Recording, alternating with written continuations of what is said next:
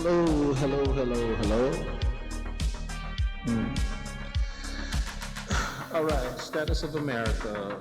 This one is gonna focus on the day after President Trump is no longer president, and it's basically just taking a look at a few things about it, and it's just like a wake-up call to people that just don't realize what is really going on in America. Like, for example, I am not like a crazy MAGA Trump person, but I did hope the one thing that he could do was balance the budget and get America back on track. Looks like he's kind of trying to do that, but it's different. He's doing several different things. So let's go into it.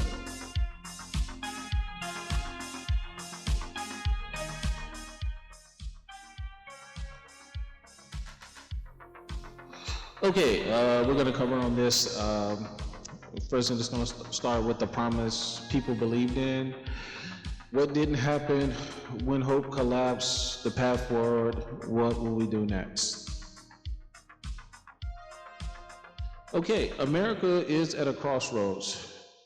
The question is what went wrong and what we need to do now. And I want to say this all goes back to after World War II. The major war had ended. A lot of technology had started to come in effect.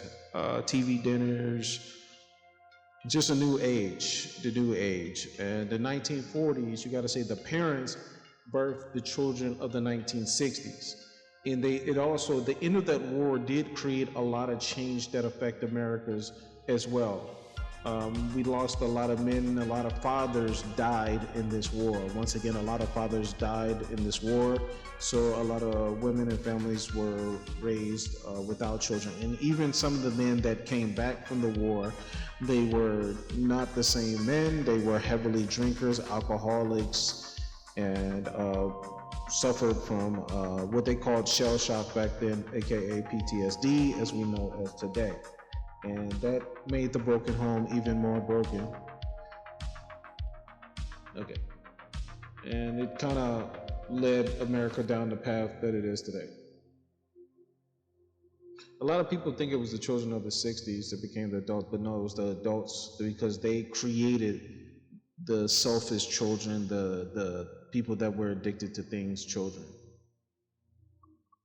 Okay, so when it comes to the promise people believe in, people believe that electing Trump would cause significant change within the country, and it did.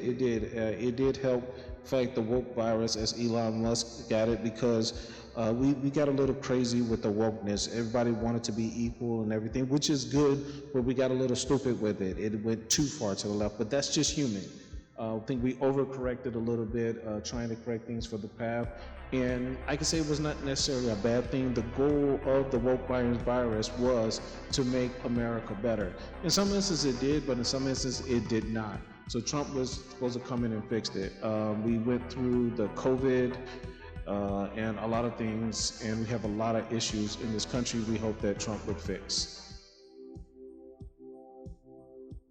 Okay, so America was asking for no more wars. After the war in Afghanistan and the crazy pullout, which I think some of those videos were staged, but it was shameless, ended with the death of those Marines on the exit point, and those Marines were set up to die.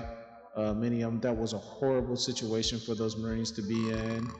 And it is very shameful that we actually gave money to the Taliban after that. The money should have went to those Marines that died family first.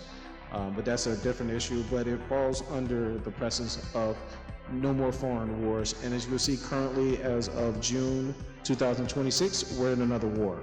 And they were talking, it's some crazy people, the crazy boomers and Lindsey Graham and them calling for another war. And it's kind of weird how it happened as well on it, but the point at the end of the day, we're in another war. That is, what is winning? Just ask that question. What is winning? We don't know. Okay, also we have a broken education system that needs an upgrade. We're still working on the iPhone 1 in our education system when other countries are using the iPhone 17, 16, 15, something, but we have not upgraded our education system. I did a video on this when I said it should be part of the curriculum of basic social behavior, how to act in public, how to act when you receive bad customer service. Also for teenagers to get jobs. Also, home economics needs to be brought out where kids are taught how to wash clothes. Yes, they need that. Parents suck. A lot of parents suck to this day, so the school does have to step in and teach because parents suck. Some people aren't parents at all, and they're just housing. As long as they get their check from the government, they'll continue to have the children. As well, we was looking for relief for the middle class. The middle class is dying. It is dying on its last leg for it, and this is something that the wealthy people need to pay attention to, because without the middle class, the rich people, bad things can happen to the wealthy. You need that middle class buffer between the rich and the poor. You need that middle class.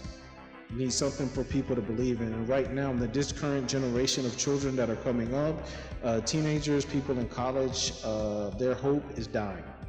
And Trump was supposed to push that. I mean, he's pushing some financial stuff, but most of the money has been made by his friends and his family, to be honest with you. In financial security, as of right now, financial security is a huge problem in this country.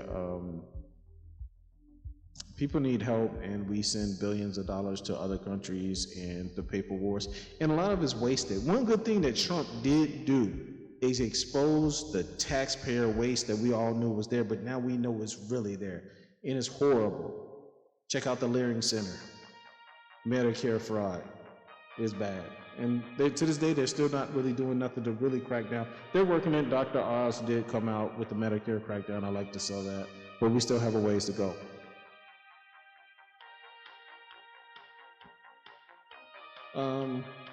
What didn't happen? Outcomes versus expectation, honest accounting, which basically means accountability. We needed honest accountability when it comes to the president.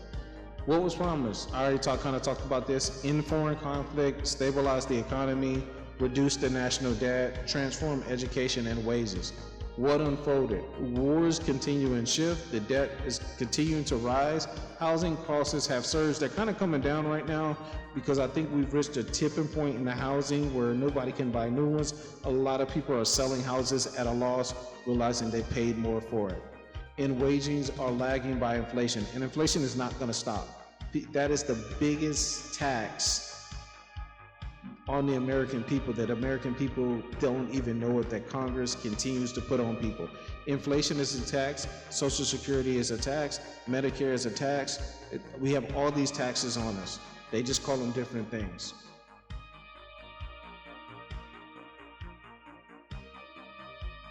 There's a real danger here. People think, especially these politicians, who think people are going to just keep going listening to, we promise we're going to make things better, we're going to tax the rich more, and we're going to make it better for you people. No, you're not. Over time, it's like the promise for immigration, we're going to do comprehensive immigration reform. Man, people have been with DACA for 20 years now, and they don't even have it on paper. It comes to a point where people know that you're lying to them. And that's why they want new people here. And this is the signs of a nation losing hope. Let's say we're not. Social frustration. There's a lot of anger in this country. A lot of anger. Falling civil dialogue. People aren't really talking to each other.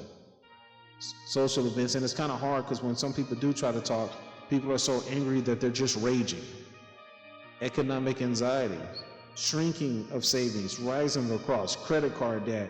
Car loans, car repossession, housing evictions. We got squatters. We got people just walking in the stores stealing stupid stuff. Like, how much do they think they're gonna get for that crap that they sold? People are gonna know it's hot, but people are just doing. And the big one, decline in institutional trust. I have very little faith in the government. Certain parts of the government I have faith in. The media I really can't trust, especially with AI coming out. We know that things can be altered and changed, and the court systems, from part, they're doing a good job, but it can be improved. Our government needs an upgrade. They know what to do, they just don't do it. Why? Because what's in it for them? And then civic disengagement. People are checking out and not participating. It's like, some people think if they just go hide in the corner of the world, it's going to stop and everything's just going to be okay. I'm just gonna say okay and do what the government says and everything's gonna be fine. No, it's not. Okay? A country does not fall overnight, it falls when its people stop believing in it. Yes, and I do not believe in our government.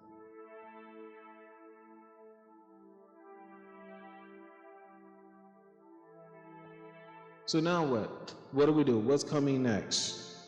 Who is the great leader of the United States? It's definitely not AOC. It's not most of the politicians as we see is bad. We need a person. I mean, JD Vance is okay. I kind of like JD. He did not want the wars. I see him. He was kind of dissing himself from the wars. And then when people started saying that publicly, then he kind of came and spoke there. I think he was forced to do that.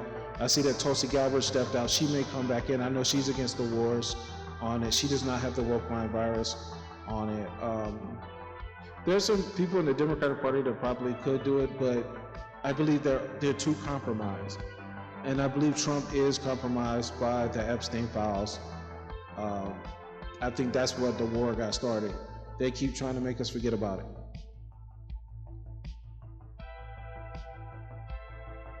Okay, so to me, I think the United States needs to get back to the basics for it. Financial literacy, teach budgeting, credit, investing, starting in school. Okay, job training, electricians, weldings, coders. I know the AI is coming in, whatever the new tech is for it. Because AI, we have now discovered that AI is not everything. Businesses thought that AI was going to come in and just take over everything. It's not, unless they're holding back. I'm sure in some places it has, but it hasn't. But we need real wage jobs, real wage stuff that is needed, and stop outsourcing it to foreign. We need all labor and production made here in the United States. It's a matter of national security. And then we need affordable education pathways. If a person's getting a basic, like the basic stupid degree like African American studies, we're going to study Northern Nordic European history, art history, and they get a degree in it. That degree should be cheap. Yeah, that'll cost about $5,000 for that degree. Okay, you want something that pays a lot? That's good. You're in tech, you're engineering, you're in something that's really, once you graduate, you'll get paid a lot for it. But we have a lot of colleges that are giving basically general studies degree. I know because I have a general studies degree, and they're charging people $80,000 a year for a general studies degree, and that should be illegal. Colleges are price gouging students for degrees that should not cost this much. Okay. So yeah, we should demand accountability. People want to march on stupid stuff like No King's Day. I want to march on Politician Accountability Day. Employers making sure that the employer should make sure that the politicians make sure that the school system are creating employees for the employer, and the local government too. They talk to these two people to make sure that our system of training better employees or even better businesses. We can't just have a one system of all, it's gonna fall. Okay? And this is kind of images of it. Yeah, community, community, community, community. It all fits. And these are histories of things that occurred in the past. Was it perfect? No, but we can't become this again. America is not finished, but America is tired. But we can't be okay. We're just another civilization over thousands and thousands and thousands of civilizations that have been on this planet for God only knows how long. But if it's possible, I'm still working on that. Honestly, if I had the money, I would promote this very heavily with a lot of commercials if I had the money for it.